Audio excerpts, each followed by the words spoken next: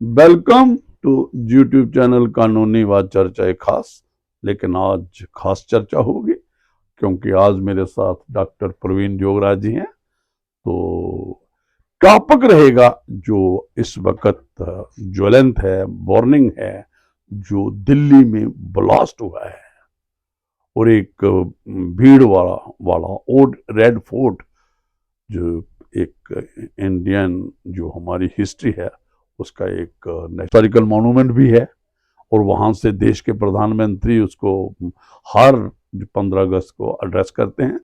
आज बात होगी, चर्चा जो टॉपिक रहेगा, मुद्दा रहेगा, वो है कि ये जो दिल्ली ब्लास्ट जो रेड फोर्ट के मेट्रो स्टेशन पे हुआ नजदीक, तो उसमें ये क्या है, इसमें डॉक्टर्स इन्वॉल्व हैं, वाइट कॉलर्ड इसको टेररिज्म दे रहे हैं और हाईली प्रोफेशनल लोग जो इस टेररिस्ट एक्टिविटीज में लोग इन्वॉल्व हो रहे हैं।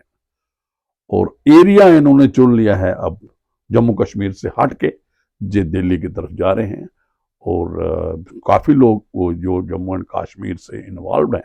तो ये देखना पड़ेगा, एक डॉक्टर साहब मैं थोड़ा सा टाइम लूंगा, ये देखना पड़ेगा कि जी हमारा जो जम्मू इंडिया का है और जम्मू कश्मीर उसका इंटीग्रल पार्ट है। हमारा संविधान देखो, कॉन्स्टिट्यूशन देखो, हर एक को राइट देता है, माइनॉरिटी भी है। तो फिर लोग ये टेररिस्ट एक्टिविटी की तरफ क्यों इन्वॉल्व हो रहे हैं? और हाईली प्रोफेशनल एजुकेटेड और डॉक्टर तो लीड समझे जाते हैं सोसाइटी में। और कितनी पढ़ाई, कितना टाइम ये लगता है इनको एक डॉक्टर बने, और ये डॉक्टर मुझे लगता है स्पेशलिस्ट भी है। तो ये इनमें क्या हुआ, कौन है इसके पीछे, आज पूरी डिटेल बात हो, ये रेडिकलाइजेशन क्यों हो रही है इंडोक्ट्रेट और हाई लेवल प्रोफेशनल एजुकेटेड लोगों में, तो सारी बात हम करेंगे। तो डॉक्टर साहब को मैं कहूँगा, ये मैंने जो है डॉक्टर साहब, ये मैंने जो आप बातें रेफर की हैं आपने सुनी है, मैं रिपीट नहीं करूंगा। ये क्यों है? आप भी डॉक्टर हैं, आपने कितने लोगों की सेवा करते हैं, इस प्रोफेशन में हैं, काफी टाइम से हैं। क्यों ये लोग जो आपके प्रोफेशन के हैं, मैं सीधा आप पे ही कहूंगा, ये बड़ा पढ़ना पड़ता है जी जी। और ये लीड क्लास समझाए कि समझाता, ये क्यों से जा रहे हैं, क्या है हिस्ट्री, ब्लास्ट पे भी आते हैं। पहले ये है कि ओरिजिन क्या है, कारण क्या है। ठीक है, ऑर्डनरी आदमी इन्वॉल्व हो जाए, उसको इंडोक्ट्रिनेट कर सकते हैं, जैसे कि लोग कहते हैं ये मदरसे का पढ़ा हुआ है, ये दूसरे लोग हैं जी, ये है। लेकिन जी एक प्रोफेशनल है, मेडिकल कॉलेज से हैं। और जी डॉक्टर साहब आगे मैं नवी बात नहीं करूंगा, आप। नमस्कार श्रोताओ, जैसे जज साहब ने बताया कि रविवार को 10 नवंबर को शाम को 6:50 पे और 7 के बीच में ये ब्लास्ट होता है दिल्ली के बड़े सेंसिटिव एरिया में। जैसे सर ने बताया कि रेड फोर्ट के बिल्कुल सिक्योरिटी गेट के पास होता है। तो और ये जो ब्लास्ट होता है, और जब इसके तार एक दो दिन में, पिछले एक दो दिन में जुड़ते हैं, तो आज आके पता चलता है ये एक वाइट कॉलर टेररिस्ट मॉड्यूल था।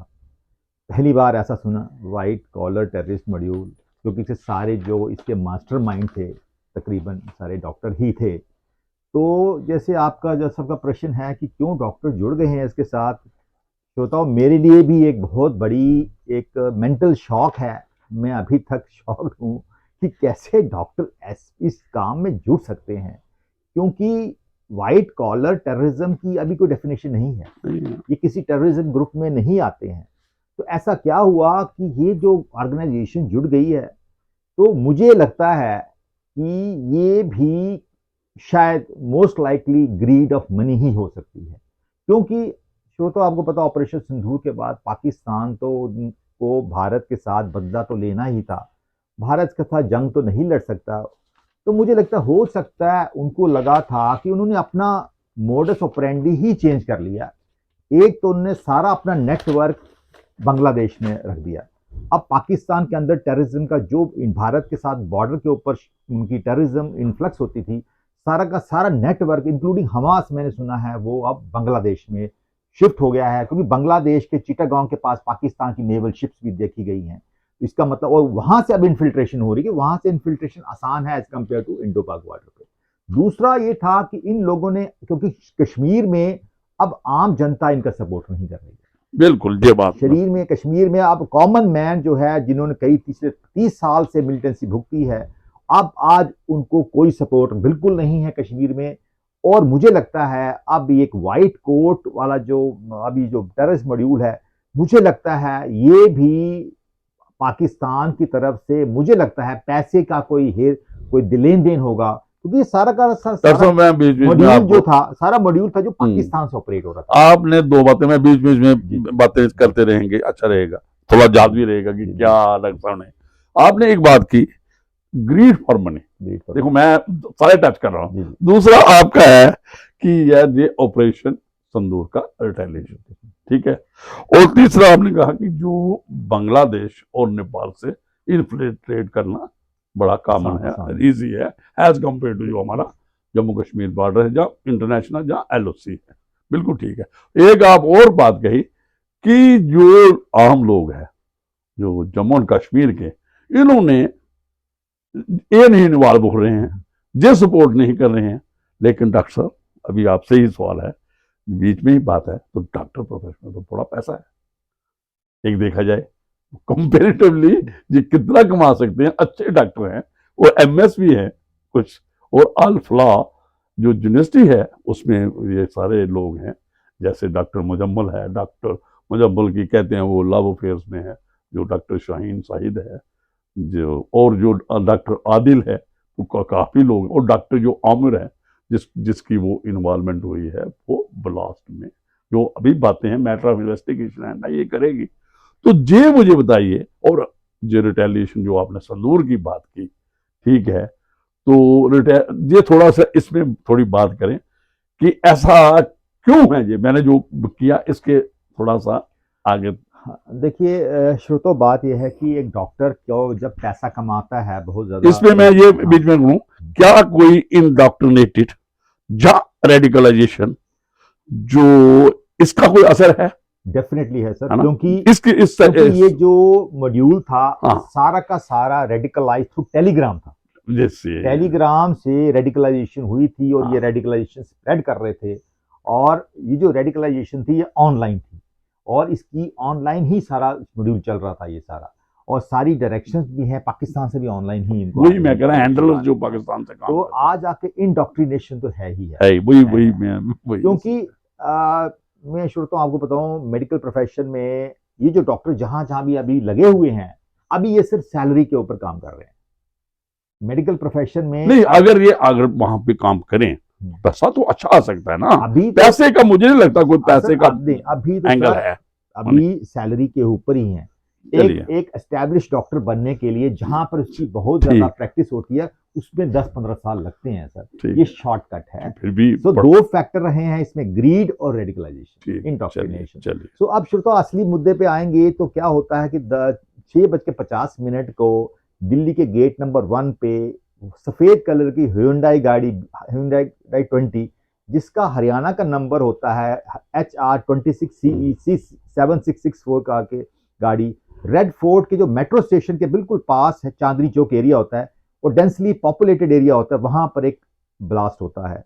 और ये ब्लास्ट के साथ 6 से 8 सराउंडिंग गाड़ियां जो हैं उसकी चपेट में आ जाती हैं, और 3 ऑटो रिक्शा भी ध्वस्त हो जाते हैं, और नियर बाई जो बिल्डिंग्स हैं उनके जो शीशे हैं वो भी चकनाचूर होते हैं। और सबसे बड़ी बात है कि ये जो हादसा था 10-11, श्रोता 10-11 यानी कि 10-11, क्योंकि 26-11 में आने वाला है। 26-11 को आपको पता मुंबई में बहुत बड़ा काम हुआ था, और ये 11 वर्ड का बहुत ताल्लुक है। 9/11 अमेरिका में हुआ था 2001 में, तो ये 11 का हो सकता है, जो मैं समझ सकता हूँ, जो हम सोर्सेस हो सकता है कि ये क्योंकि प्री मैच्योरली ये पर्दाफाश हो गया और प्री मैच्योरली ये अटैक हो गया, तो असली मुद्दा इनका 26-11 के पास ही बहुत बड़ा पूरी दिल्ली को दहलाने का प्लान है। और 3000 किलो तो जितना जो एक्सप्लोजिव मटेरियल मिला है वो काफी है इस चर्चा के लिए। तो श्रोताओं, इसका मैं थोड़ा सा बताऊंगा सीक्वेंस ऑफ इवेंट्स क्या है। तो जम्मू एंड कश्मीर पुलिस को मैं बहुत ही मुबारकबाद देता हूं, क्योंकि भारत को एक बहुत बड़े हादसे से रोक लिया। क्योंकि एक तो संडे का दिन था, पैनिक की वजह से ये जल्दी करना पड़ा उनको ये ब्लास्ट, और कभी मंडे होता, कोई और दिन होता, या अभी पूरी तरह तैयार होता, अगर जिसमें कि वो कील लगे होते हैं, वो होते हैं, हाँ वो तो उसका इम्पैक्ट बहुत ज्यादा होता। और क्योंकि मल्टीपल ब्लास्ट होने थे, तो उससे कम से कम दिल्ली बच गया है। ये तो जम्मू कश्मीर का बहुत बड़ा रोल रहेगा। तो श्रोता, 19 अक्टूबर को नौगाम में जैश ए मोहम्मद के पोस्टर पाए जाते हैं।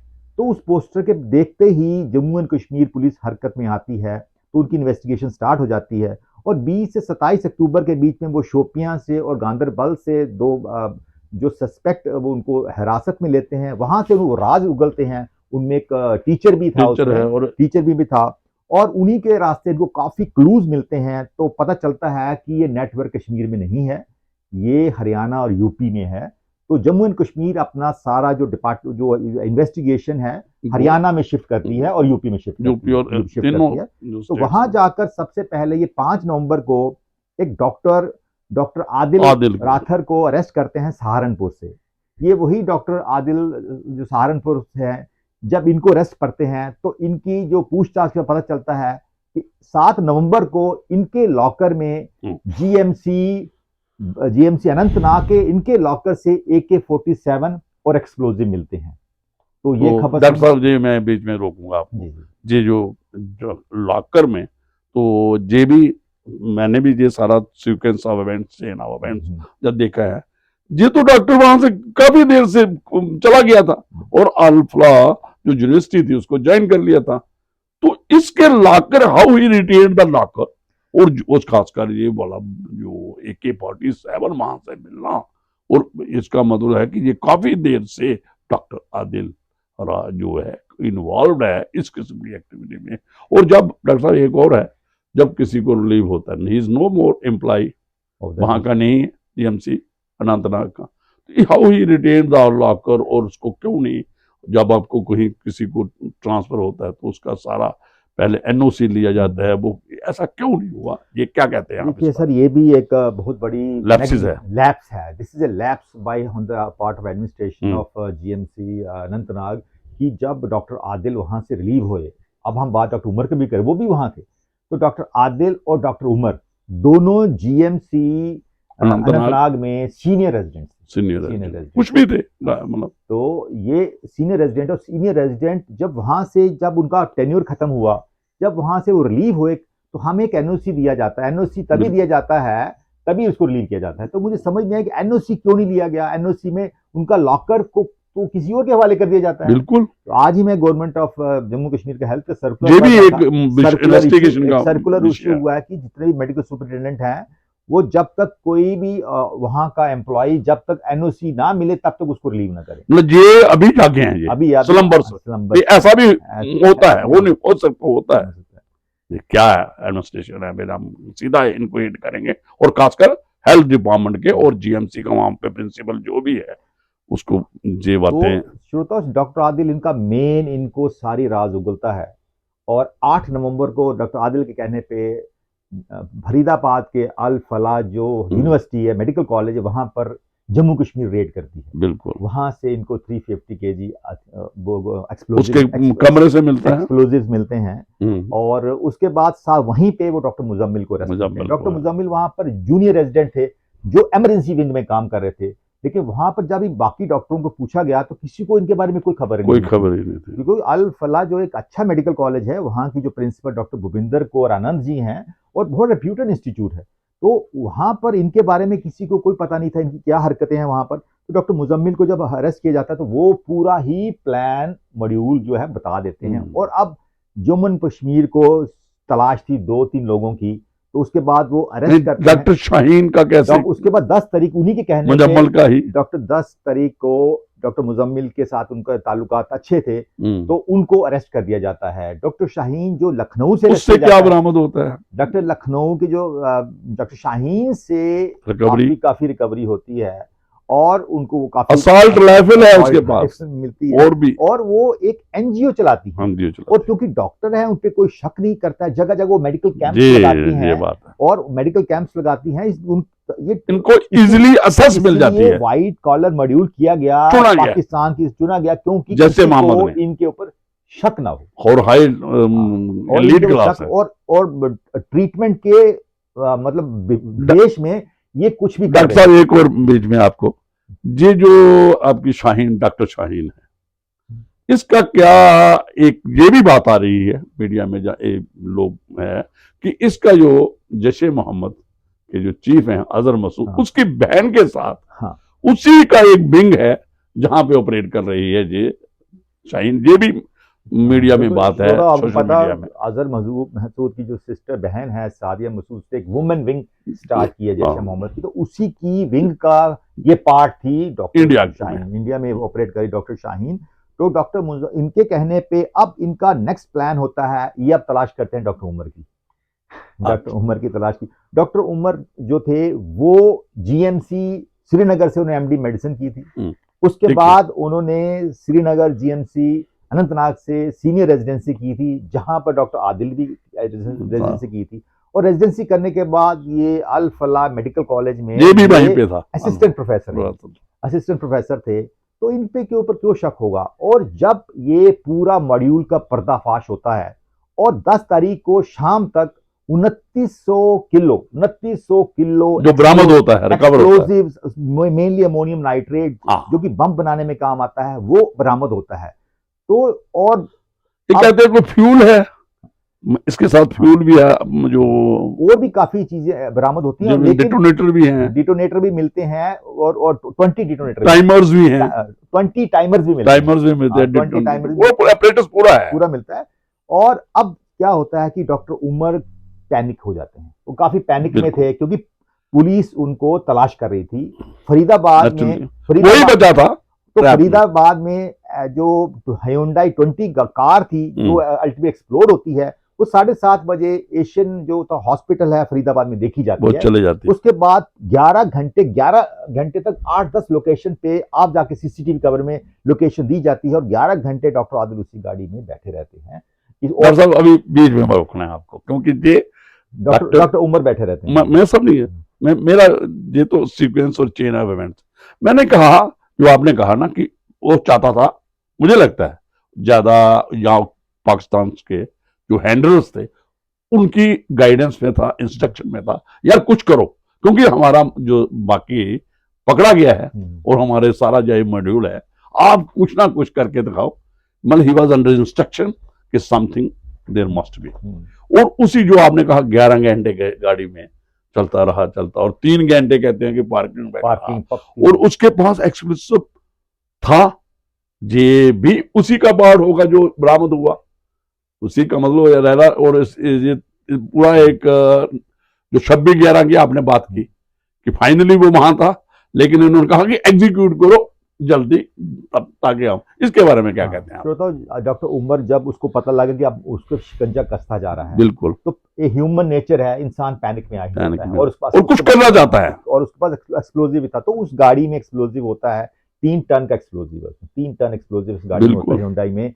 और ये जो जहां पर एक्सप्लोजिव होता है, अब क्योंकि पर्दाफाश हो चुका था, तो अब इनके पास समय नहीं था, जल्दी में था। बेसिकली ये जो कॉन्स्पिरेसी थी आने वाले वक्त में पूरी दिल्ली को हिलाने के लिए थे, लेकिन पूरा मॉड्यूल का पर्दाफाश हो चुका था, डॉक्टर उमर बचे थे इसमें।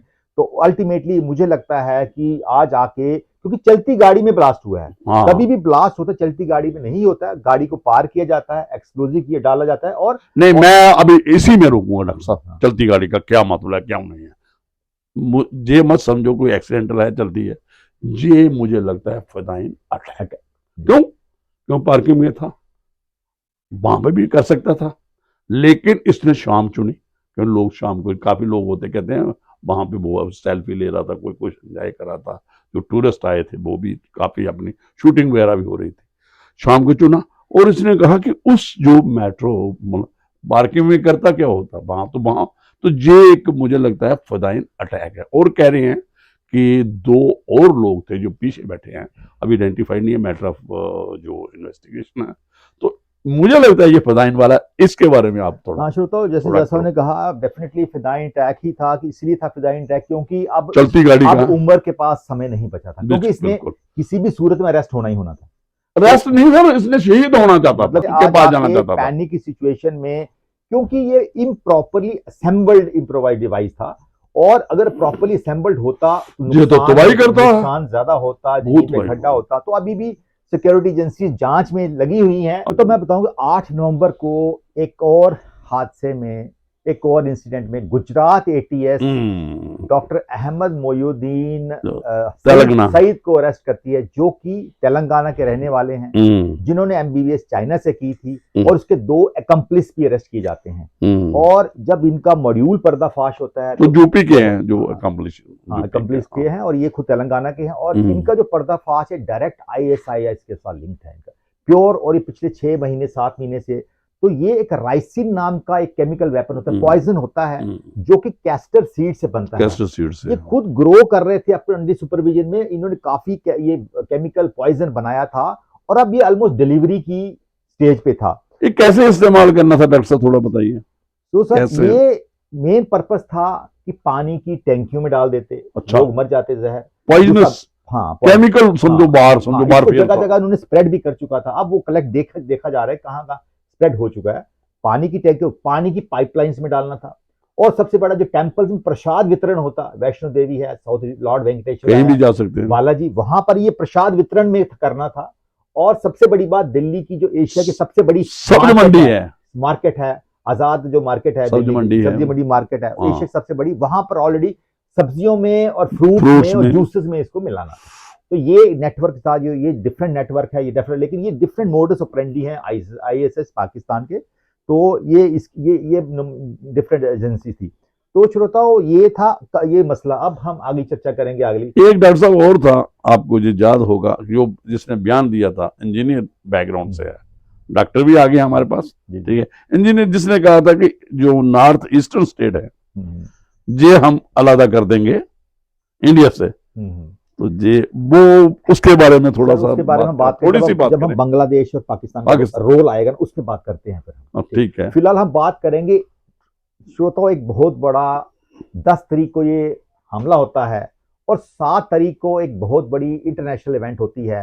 पहली बार होता है कि इंडिया में एयर ट्रैफिक कंट्रोल में ग्लिच आ जाता है, जो इसका पीछे एयर ट्रैफिक कंट्रोल सैबोटाज होता है। ये कोइंसिडेंस नहीं है, ये सोची समझी चाल, साइबर अटैक है, सोची समझी चाल है। और 8 नवंबर को 800 से दिल्ली की जो फ्लाइटें सारी जो कैंसिल हो जाती हैं, इसके पीछे कौन है डॉक्टर साहब? इसके पीछे जो गवर्नमेंट ऑफ इंडिया तो टेक्निकल फेलियर बता रही है, लेकिन टेक्निकल फेलियर इसे नहीं है कि स्पेशली अजीत डोभाल जी को इसके डिटेल में इन्वेस्टिगेशन के लिए भेजा गया है। क्योंकि अभी तो वो इसलिए भेजा गया क्योंकि इसमें क्या होता है श्रोताओ, एक ऑटोमेटिक मैसेज स्विचिंग सिस्टम होता है जो कि डिले हो गया था, तो उसको हैक कर लिया गया था। उसको कहीं भी किसी भी कंट्री से बैठ के आप हैक कर सकते हो। चाइनीज जो है थ्रू वो जो हमारे जो प्रॉक्सीज थी, बांग्लादेश के थ्रू भी हो सकता था, पाकिस्तान के थ्रू भी हो सकता था। तो ये जो हैकिंग सिस्टम था, तो ये तरीका था, सोची समझी चाल थी।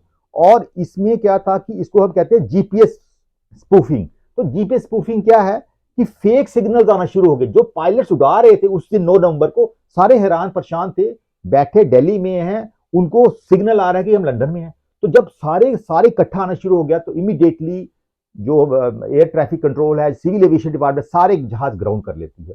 वो पता चलता है कि सिस्टम ही हैक हो गया, तो सिस्टम को बंद करके रेस्ट देते नए सिरे से। टेक्निकल स्नैग नहीं था, जो साइबर अटैक था, ये भी एक चर्चा का विषय है, अभी इन्वेस्टिगेशन में आएगा। साइबर अटैक ही है सर, ये इन्वेस्टिगेशन का मसला है। लेकिन अभी क्योंकि ऐसा आप समझते हो सर, ऐसा हो सकता है इतनी, चलिए हमें जो इन्वेस्टिगेटिंग एजेंसी हैं जी इसमें एक बात करेंगी, लेकिन ये भी एक क्योंकि इसका है डॉक्टर साहब कि ये जो सारी का हो रहा है, जो इंडिया को देखिए साइबर अटैक की बात कर, और ये लोग जो और हाईली एजुकेटेड प्रोफेशनल हैं, इन्वॉल्व हो रहे हैं। आप ठीक कह रहे हैं, लेकिन सारा दिल्ली में क्यों हो रहा है? दिल्ली भारत की राजधानी का एयरपोर्ट कंट्रोल करने की कोशिश करते हैं, और दिल्ली की राजधानी में ब्लास्ट हो रहा है। क्यों हो रहा है? क्योंकि ये बहुत बड़ी सोची एक गज़्वे हिंद और ये क्या है सर?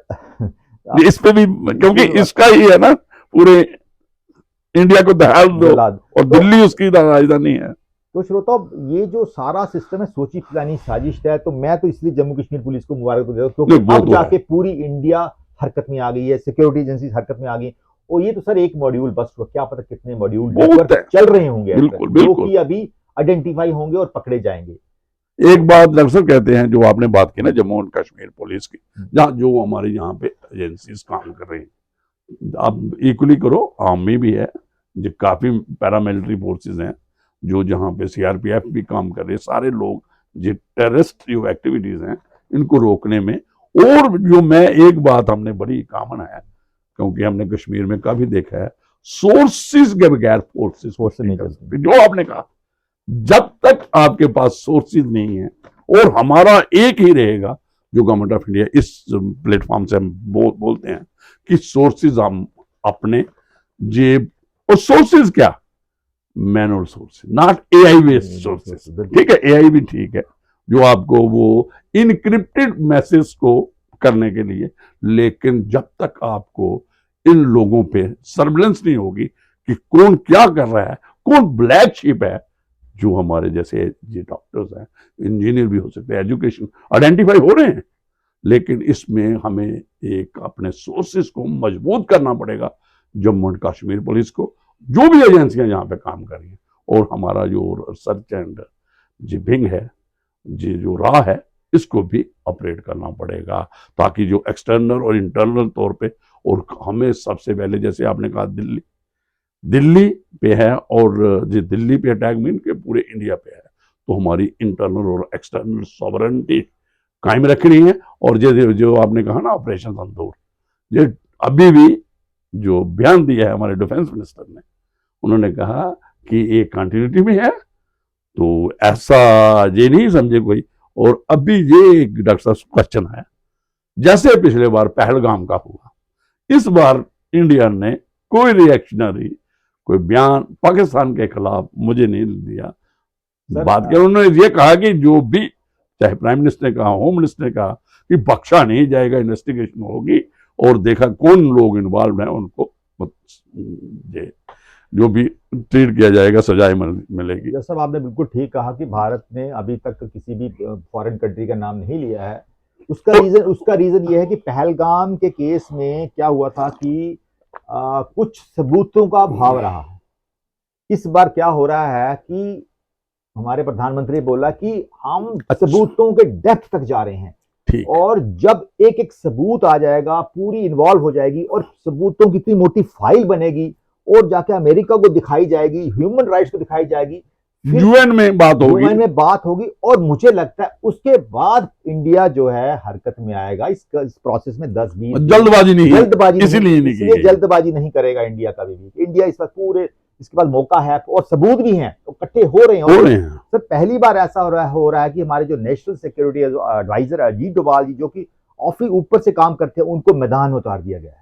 वो खुद जाके इन्वेस्टिगेशन कलेक्शन, खुद भी अमित शाह जी सपाट पे आए थे, और खुद कलेक्शन कर रहे हैं, सागे सबूत आए। और क्योंकि पाकिस्तान अकेला नहीं है, बांग्लादेश अकेला नहीं है, इसके पीछे और भी ताकतें हैं जो भारत का मजबूत नहीं देखना चाहती हैं, तो उनका भी मुंह बंद करने के लिए ये सबूत भी बहुत ही जरूरी है, ताकि वो कुछ ना कर सके। एक और बात आई, इस जो ब्लास्ट का है, किसी ने रिस्पॉन्सिबिलिटी नहीं ली। ये जो मेडूल है, जहाँ तो जनरली अगर ये पार्ट जो अजहर मसूद की जैसे मोहम्मद का होता, तो वो एक क्रेडिट लेने वाला बहुत बड़ा है। क्या इस बारे में आप क्या कहते हैं कि रिस्पॉन्सिबिलिटी नहीं ली? श्रोता, इस वक्त जैसा ने बोला, पाकिस्तान बड़ा फूंक फूंक कर कदम रखा है। अच्छा, वो चाहता है ऐसी कोई स्टेटमेंट ना आए तो उनकी डायरेक्ट इन्वॉल्वमेंट छोड़, इसीलिए कोई क्लेम नहीं करना। उन्होंने बोला हुआ एजेंसी, किसी ने क्लेम नहीं लेना है। और पाकिस्तान के न्यूज़पेपर भी क्या दिखा रहे हैं, ये इंडिया में कोई एक्सप्लोजन होता है। एक और अपना ब्लास्ट दिखाया उन्होंने इस्लामाबाद में, कोई कल 12 लोग मर गए हैं, वहां डेथ हुई है, मतलब वहां कोर्ट के बाद। तो वो अफगानिस्तान स्पॉन्सर्ड तालिबान, कुछ भी होगा, लेकिन वो अपने ही रोना रो रहा है कि हमारे यहाँ पे भी हो रहा है। श्रोता, अब हम बात पाकिस्तान की बात ही कर पड़ते हैं। तो क्या हुआ कि आपको पता होगा कि जब से ऑपरेशन सिंदूर हुआ है, पाकिस्तान काफी तिलमिलाया हुआ है। अब पाकिस्तान ने जाके बांग्लादेश की शरण ली है। जैसे मैंने आपको बताया, उनकी नेवल शिप्स उधर उस तरफ हैं, चिटागांग हार्बर के पास हैं। और अब जब से आपको पता है 2024 में शेख हसीना की सत्ता गई थी, और जब से मोहम्मद यूनुस आया है, तो पाकिस्तान जो है, बांग्लादेश का नाम है, बांग्लादेश नहीं कहूंगा, बांग्लादेश दोबारा ईस्ट पाकिस्तान बन चुका है। Bangladesh is now east Pakistan, क्योंकि आज आके उसके पाले में चला गया है मोहम्मद यूनुस, और पाकिस्तान और बांग्लादेश मिलकर अब भारत को चारों तरफ से घेरने की कोशिश कर रहे हैं।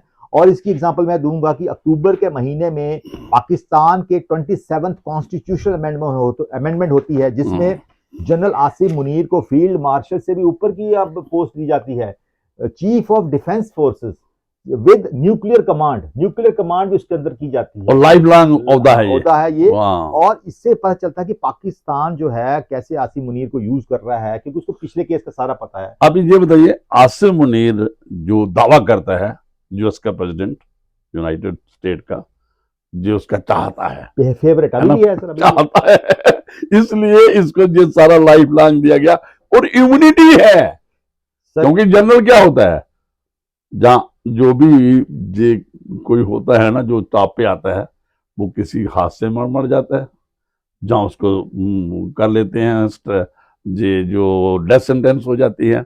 लेकिन इसने कहते हैं कि जो अमेंडमेंट हो रही है कॉन्स्टिट्यूशन की, जो आपने रेफरेंस दिया, उसमें ये इम्यूनिटी ले रहा है कि मुझे इम्यून करो लाइफ लॉन्ग, जो चीफ मार्शल का जो ओहदा है। तो फिर ये भी एक बात है, ये यूएस के इन्फ्लुएंस में हो रहा है, क्या है प्रेसिडेंट के, जी आप क्या कहते हैं? जैसा आपने बोला, आप देख अब बांग्लादेश की हालत पाकिस्तान में, बांग्लादेश ने क्या किया, मोहम्मद यूनुस ने पाकिस्तान के एक जनरल को एक ग्रेटर बांग्लादेशी नेटवर्क गिफ्ट करता है। उस नेटवर्क में नक्शे में बांग्लादेश के साथ पूरा नॉर्थ ईस्ट नक्शे में होता है, वही मैं बात, पूरा नॉर्थ ईस्ट हमारी 7 सिस्टर स्टेट को अपने नक्शे में दिखाता है। यानी कि पाकिस्तान के साथ मिली भगत है कैसे, और चाइना के साथ, चाइना में स्टेटमेंट भी दी थी उसने, और उसमें पूरा देखो 71 में भारत ने पाकिस्तान को आजादी दिलाई थी ईस्ट पाकिस्तान से, और अब दोबारा जो मुक्ति बाहिनी तैयार की थी, कितना दोबारा उनकी शरण में आ चुका है। और इसके सबसे बाद इसने यूनुस ने इंडियन प्लेटफॉर्म सारे बंद कर दिए अपने कंट्री में। और सबसे बड़ी बात, शेख हसीना के खिलाफ सीवियर इंक्वायरी चल रही है, उनके इंडियन के लिंक्स के साथ इलेक्शन होनी है अभी, और बेल्ट रोड इनिशिएटिव में चाइना भी अपना रोल प्ले कर रहा है बांग्लादेश को स्ट्रेंथन करने के लिए। तो चाइना को सिर्फ अगर कभी जंग होती है वो कभी पार्टिसिपेट नहीं करेगा, वो हथियार बेचेगा या अपना बेल्ट रोड इनिशिएटिव बढ़ाएगा, उसको इसके ऊपर कोई ताल्लुक नहीं है उसका। तो ये बेसिकली प्रॉक्सी वॉर चल रहा है पाकिस्तान। डॉक्टर साहब अभी सारी बातें होंगी, हम कंक्लूड करेंगे इसको।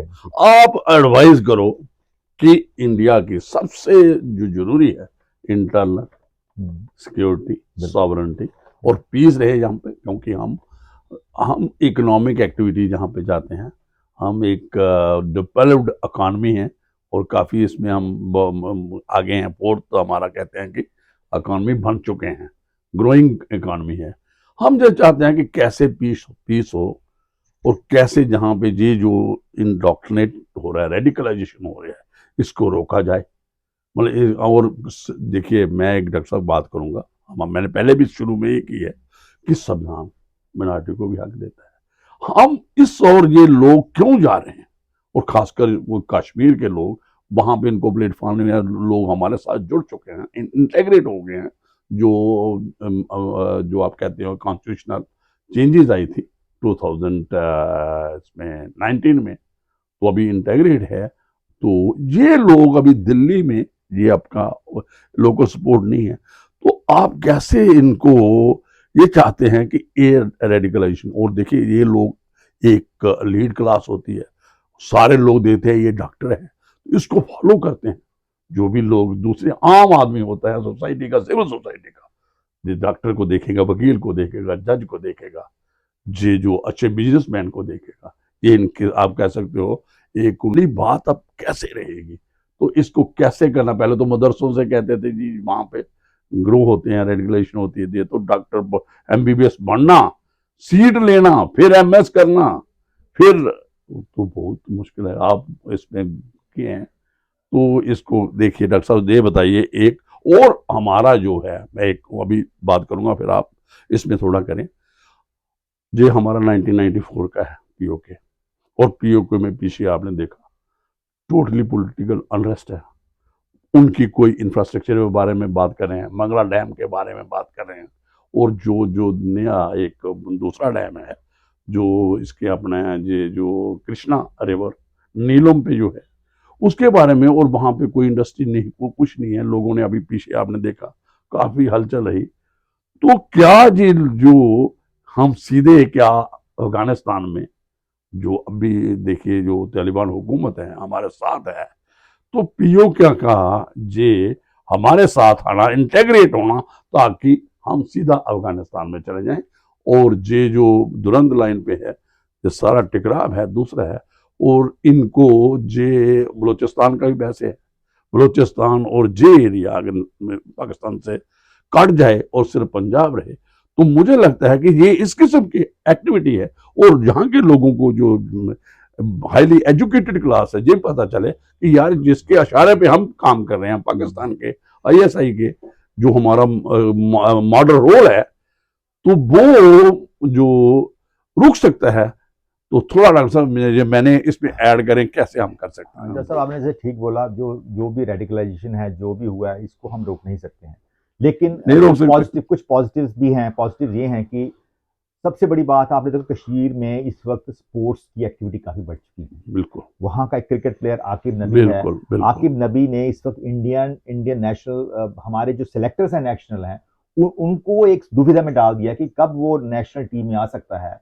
वो बॉलर है, उसकी स्पीड काफी अच्छी है। बीसीआई का हमारा चेयरमैन हमारा आया है जम्मू मिथुन कश्मीर से। मनास ने उसकी काफी प्रेज की आकिब नबी की। हाँ। वो पेसर है, अभी हर मैच में रणजी ट्रॉफी में 5 से ज्यादा विकेट ले रहा है और पेस भी अच्छी निकाल रहा है। सद्भावना के तहत हमारी फोर्सेस बहुत काम कर रही हैं। तो मतलब है कि जो यूथ की जो Trust faith मेंटल एनर्जी है स्पोर्ट्स की तरफ लगाई जाए, एजुकेशन की तरफ से एक्टिविटी एजुकेशन की तरफ लगाई कितने जाए। लोग आईएएस आईपीएस बन रहे हैं हमारे। तो यही तरीका है कि उनका अटेंशन डाइवर्ट हो। लेकिन सर जो क्रॉस बॉर्डर जो हो रहा है ना, उसके ऊपर पाकिस्तान को सबक तो सिखाना ही पड़ेगा। वही है। और उसी की बात हम चल रहे थे कि श्रोता जैसे आपको कल देखो, कल क्या हो, कैसा कोइंसिडेंस है, 10 नवंबर को हमारा एक्सरसाइज त्रिशूल खत्म होता है और रात को ब्लास्ट हो जाता है। ब्लास्ट होता है। आप देखो ये सारे तार जुड़ रहे हैं। जैसे 7 नवंबर को चाहे वो क्लेम करें, रिस्पॉन्सिबिलिटी लें ना लें, 7 नवंबर को हमारा पारा एयर ट्रैफिक कंट्रोल हैक हो जाता है, फ्लाइट्स बंद हो जाती हैं। उसके बाद हमारी एक्सरसाइज त्रिशूल जो थी कि ट्रिपल जिसमें हमारी आर्मी, एयरफोर्स पिछले एपिसोड किया था हमने अंडर साउदर्न कमांड, ये काफी सक्सेसफुल रही थी। ये हमारा ऑपरेशन जो त्रिशूल था, इसमें मोर देन 40 एयरक्राफ्ट कैरियर जो जेट्स थे, फाइटर जेट्स, 20 नेवल शिप्स ने एक्सरसाइज की थी। और ये पूरी तरह प्रिपेयर्डनेस थी, पाकिस्तान की पूरी नजर थी। पाकिस्तान ने नो टाइम इशू किया था अपने एयर स्पेस को, और पाकिस्तान ने उसी का जवाब देने के लिए ये शायद डायरेक्शन दी होगी, आप असली टाइम है तो आप ये कर लो, सुसाइडल अटैक कर लो, उसी की कड़ी में आता है। और सबसे बड़ी बात है कि हम लोगों को जो एक्सरसाइज सिंदूर था, कोल्ड स्टार्ट थे, कोल्ड स्ट्राइक डिजाइन के ऊपर काम किया है। तो भारत पूरी तरह प्रिपेयर्ड है। और सबसे बड़ी बात है कि इसी वक्त हम अब जो हमारा बागराम एयर स्पेस है वो भी हमारे ऑपरेट हो रहा है, अपने कंट्रोल में ऑपरेशनल है, डोमिनेंस है। अफगानिस्तान की जो आर्मी है, एयरफोर्स है, वो भारत के सपोर्ट से वहां पर काम कर रही है। वहां से भी निगरानी हो रही है पूरी पाकिस्तान की। और उसके बाद जो अफगानिस्तान में जो कल ब्लास्ट हुआ है, 12 ब्लास्ट डेथ्स हुई हैं पाकिस्तान के इस्लामाबाद में। अगेन अफगानिस्तान ने वहां से उस बॉर्डर पे भी इनको जो पाकिस्तान सैंडविच हो गया है। एक तरफ उनका पूरा बॉर्डर लगता है, तकरीबन 3400 किलोमीटर बॉर्डर इंडिया के साथ लगता है, 2900 किलोमीटर बॉर्डर अफगानिस्तान बीच में सैंडविच हो गया। और इस तरफ बलूचिस्तान ने पूर्ण उनको नाक में दम कर रखा है। इधर सिंधु प्रदेश की भी बात करूंगा, वहां से भी आपको पता जो हमारी सर क्रीक के बाद एक्सरसाइज हुई, हमारे डिफेंस मिनिस्टर ने बोला था कि सर क्रीक से रास्ता कराची को जाता है। और इस तरह से पश्तूनिस्तान की तरफ से भी इनको काफी प्रेशर है। तो हमें भारत बड़ा सोच समझ के स्टेप्स ले रहा है, क्योंकि पाकिस्तान इंटरनल कॉन्फ्लिक्ट्स में इतना इन्वॉल्व हो गया है कि आने वाले वक्त में खुद भी पाकिस्तान खाली पंजाब रह, मैं थोड़ा सा ऐड कर दूंगा, मुझे वही है, मैं थोड़ा ऐड कर दूंगा। और एक और फाइनेंशियल लॉस सबसे बड़ा हुआ है जो सी पैक जो ग्वादर वो है पोर्ट है, वो भी ऑपरेटिव नहीं है। तो इसका जो आपने बैकग्राउंड जो हमने पिछले एपिसोड भी किया था एयरफील्ड के बारे में, और मुझे ये लगता है सारा जो हम आज का निचोड़ निकालेंगे कि ये जो हमें इस वक्त पीओ पे के लोगों की जो वहां पे उनकी डिमांड है, और बलूचिस्तान के लोग जो आज़ादी चाहते हैं, पीओ के तो हमारे साथ आएगा। पीओ के हमारा एक ही मतलब साथ आने का हमें फायदा होगा, जब बलूचिस्तान का भी, कि हम सीधा जो अफगानिस्तान में जाएंगे। अब जो हमारे पास बैकग्राउंड जो एयरफील्ड आ गया है, उससे एशिया में, जो सेंट्रल एशिया में हमारी डोमिनेंस हो गई है, और इग्नोर हो गया है यूएस, जो हमारी अपनी डोमिनेंस ये एशिया में चाहता था, सेंट्रल एशिया में। तो इस वक्त अच्छा माहौल है। अफगानिस्तान गवर्नमेंट जो इस वक्त तालिबान की है, इसके कोऑर्डिनेट करना पड़ेगा, उसका भी इंटरेस्ट है, क्योंकि वो भी एक लैंड लॉक्ड कंट्री है। उनको भी असेस, अगर कहीं भी पहुंचना है, चाहो बाहर एयरपोर्ट वो पोर्ट इस्तेमाल करते हैं अपने सी रूट अडाप्ट करने के लिए, मैरीटाइम करने के लिए, तो उनका साथ एक ही जो अफगानिस्तान, जो हमारा पुराना एक कहते हैं कि भारतवर्ष, वो हम जे उस पे भी, तो हमें अफगानिस्तान पे अभी उनके साथ रिलेशन, आगे ही हमारा सारा इंफ्रास्ट्रक्चर वहां पे है, अच्छे रिलेशन है। उनका फॉरेन मिनिस्टर जहाँ आए थे उनके साथ हैं वहां पे। तो मुझे लगता है कि जो लॉजिस्टिक्स और जो जियो पॉलिटिक्स आज की इंटरनेशनल रिलेशन कहते हैं, कि अगर पाकिस्तान को कहीं दबाना है, कंट्रोल करना है इस किस्म की एक्टिविटी में, जो उसके वहां पे जो वो उसकी सरजमीन से होते हैं, तो फिर अफगानिस्तान बिल्कुल और ट्रस्टवर्दी है। जैसे रशिया है, ऐसे हम अफगानिस्तान की हुकूमत तालिबान की है, कोई भी हुकूमत है उस पर विश्वास करते हैं। के जो कुछ इंडिया में हो रहा है, एक्सटर्नल एजेंसीज इन्वॉल्व हैं, पाकिस्तान और बांग्लादेश एक वो प्यादे हैं, इनके पीछे और भी फोर्सेस हैं जो कि भारत को मजबूत नहीं देखना चाहते, भारत को परमानेंट काउंसिल का परमानेंट मेंबर बनना नहीं देखना चाहते। तो ये बहुत बड़ी साजिश है। इस वक्त हमें चाहिए कि पूरा इंडिया यूनाइटेड रहे, और कभी भी जो है इंटरनल कॉन्फ्लिक्ट्स हैं रिलीजियस ग्राउंड्स पे, कम्युनल राइट्स पे, इसके ऊपर सबसे बड़ी बात है इस वक्त जो बिहार में जो इलेक्शन हुए हैं, उसका भी कुछ लिंक बन पड़ता है इसके साथ। तो कुछ इंटरनल फोर्सेस भी हैं जो कि इलेक्शन के दौरान ऐसे हादसे करवाती हैं और प्रमोट करती हैं। तो आपने कहा बिल्कुल, थोड़ा सा मैं इसमें ऐड कर दूंगा। और मुझे लगता है कि जो आपने कहा कि जो हमें कुछ काम करना है, जो हमारी सोसाइटी है, डाइवर्स इंडिया है, कल्चर अलग है, रिलीजियस एथनिसिटी काफी हमारा जो अलग मामला है, रिलीजियस भी, लेकिन हमारा एक संविधान है जिसमें हर एक का ख्याल रखा गया, माइनॉरिटी भी है। दूसरा है, हम ये कोशिश करें, एक टॉलरेंस जो है ना, ये जो अपने हमारा सोसाइटी है, इसमें थोड़ा सा जो ट्राइबल बैकग्राउंड से लोग हैं, डिफरेंट रिलीजियस बैकग्राउंड से हैं, तो हम एक नई सोसाइटी बनाएं जिसमें हर धर्म, हर जो बैकग्राउंड से, कल्चरल बैकग्राउंड हो, रिलीजियस बैकग्राउंड, किस किस्म की भी ट्रेडिशनल बैकग्राउंड हो, हर एक को इन्वॉल्व करें। और एजुकेशन हमारी इस किस्म की हो कि ये जो टॉलरेंस जो है ना, ये तो संविधान को माने सारे, और संविधान पे ही। और जो बात आपने कहा बिहार इलेक्शन की, ये भी एक फैक्टर हो सकता है, ये भी एक पॉलिटिकल नरेटिव्स होते हैं, एजेंडाज होते हैं। एक ही होप करके चलेंगे कि ये बहुत बड़ा हादसा था, इसको जो 26/11 को रिपीट करने जा रहे थे, और अगर ये वाला जो ये 300 किलो ब्लास्ट हुआ, जो भी ये अमोनियो, जो भी आपका एक्सप्लोसिव था, विदाउट क्या ये इन्वेस्टिगेशन का, अगर 3000 और आ जाता और फिर डिफरेंट लोकेशंस पे होता, जो हमारे जो ये है ट्रांसपोर्ट हैं, जहाँ जो हमारे जो बड़े कंजेस्टेड जो लोकेशंस हैं वहाँ है, होता तो कितना नुकसान होता। और फिर ये बात, लेकिन हम जो आपने कहा पहले कि अपनी जम्मू कश्मीर पुलिस जहाँ दूसरे लोग जो भी हैं, जो कनेक्टेड जो एजेंसीज हैं, जो रॉ है, आईबी है, जहाँ जो हमारे सोर्सेज हैं, और सबसे इम्पोर्टेंट जम्मू कश्मीर में जो आज टेररिस्ट एक्टिविटी का खात्मा हुआ, जे फोर्सेस को सोर्सेज की सपोर्ट मिली और लोकल सपोर्ट मिली, एआई का भी है, लेकिन इसको लोकल सपोर्ट मिली, और उसी के बल पे हम, और ये सपोर्ट, फेथ, ट्रस्ट लोगों में, और उसी के बाद जो टेररिस्ट एक्टिविटी कश्मीर में खत्म हुई, लोग इंटेग्रेट हुए, इन्वॉल्व हुए, ये उसी के कारण। मैं लेकिन एक देखिए, मैं एक बात लास्ट में कहूंगा, जो हमारा ये अनलॉफुल, ये कानून की बात में बात कर रहा हूं, जे पर्चा लगेगा, लग गया है यूएपीए में, और भी सेक्शन लगेंगे, unlawful activity and prevention act है। तो मैं कहता हूं ये पुराना 1967 का एक्ट है, ये मैं एक डॉक्टर साहब ये लीगल जी दे रहा हूं और बड़ा इंपॉर्टेंट है। देखिए उस वक्त अनलॉफुल एक्टिविटीज जो हमारी मूवमेंट्स होती थी, जो नेक्स्ट लाइट मूवमेंट थी, जहां जो माओइज्म था उसके बारे में, टेररिस्ट एक्टिविटी जो अब जो पाकिस्तान के बिहार पे जैसे मोहम्मद, तो इसमें जो अनलॉफुल एक्टिविटी में हमें एक और टेररिस्ट एक्टिविटी को, इसका जो टाइटल है इसको चेंज करना पड़ेगा। जी हम मैं सजेस्ट करता हूं, क्योंकि ऐसे लगता है सिंपल सा कि क्या है, अनलॉफुल एक्टिविटी प्रिवेंशन एक्ट है, भाई टेररिस्ट एक्टिविटी भी है और टेररिस्ट एक्टिविटी के रिलेटेड एक चैप्टर है, वही चैप्टर। तो मैं यही कहूंगा जो भी लेजिस्लेशन में है, एक है कि इसमें बहुत टेररिस्ट एक्टिविटी प्रिवेंशन एक्टिविटी जोड़ा जाए, अनलॉफुल भी रहे, कुछ वो भी है प्रोविजन है, लेकिन टेररिस्ट एक्टिविटी जो है, टेररिस्ट लफ्ज है, ये भी जोड़ा जाए इसमें। तो हम काफी आज के लिए काफी डॉक्टर साहब ने बात की, तो मुझे लगता है काफी है। तो आज दीजिए इजाजत, दोबारा जुड़ेंगे आपके साथ। Thank you very much.